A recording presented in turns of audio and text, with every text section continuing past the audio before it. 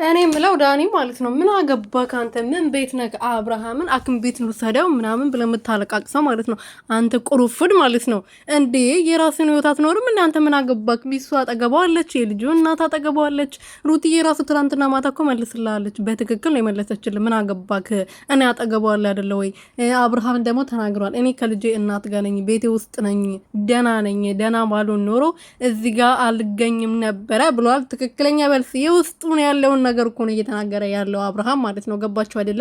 ሰላም ሰላም ቤተሰብ እንዴት ናችሁ? ደህና ናችሁ ወይ? እኔ ያለው እግዚአብሔር ይመስገን። በያላችሁበት ሰላማችሁ በዘት ትርፍርፍ ይበልልኝ። ለዚህ ቻናል አዲስ የሆናችሁ ሰብስክራይብ፣ ሼር፣ ላይክ እያደረጋችሁ ቤተሰብ እንድትሆኑ በትህትና እየጠየቅኩኝ እንግዲህ ዳኒ ትላንትና ማታ ሩትዬ ቤት ሄዶ ግርግር እየፈጠረ ነበረ።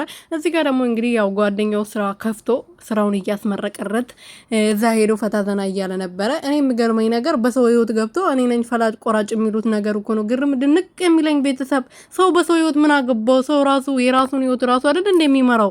አብርሃም ዳኒ ምን አገባው በአብርሃም ህይወት? እስከዛሬ ድረስ ሲያሽቃብጣን ነበረ። አብርሃምን እንደዚህ አግቶኛል፣ ምንጥስዩ አድርጎኛል፣ ስልኬን ወስዶብኛል። በፈጣሪ ስም የእነሱ ድራማ ግን ምንድነው? ስንት አይነት ድራማ ነው የሰሩት ማለት ነው።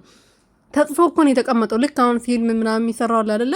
ፊልም እንትን ማለት ነው ተጽፎ የተቀመጠ ታሪክ ነው። ገባቸው አይደለ? ልክ ድራማው ሲጀምሩ ይሄን እናረጋለን ብሎ አጽፎ ያስቀመጡትን ነው እየሰሩ ያሉት እና እነሱ ያላደረጉት ነገር የለም። ትናንትና ደግሞ መጥቶ አብርሃም ላይ ወንድሙ እያለ እናት አባት ያለ እያለው ይሄ ልጅ በጣም ብዙ ጓደኞች አሉት። ወንድሙ አጠገቡ አለ። እሱን የሚወክሉ በጣም ብዙ ሰዎች፣ በጣም የሚወዱት ብዙ ሰዎች አሉ። የሚጠሉትም እንደዛ ብዙ ሰዎች አሉ። እሱ ምን ቤት ነኝ ፈላጭ ቆራጭ ነኝ የሚለው ቢካሜራ ይዞ ሄዶ ደግሞ እንደሚያለቅስ ምናምን አክት ሲያደርግ ላይቭ ላይ ገብቶ እኮ የሆነ አበባ ምናምን እንዲሰጡት እኮ ነው አውቆ ማለት ነው። የምር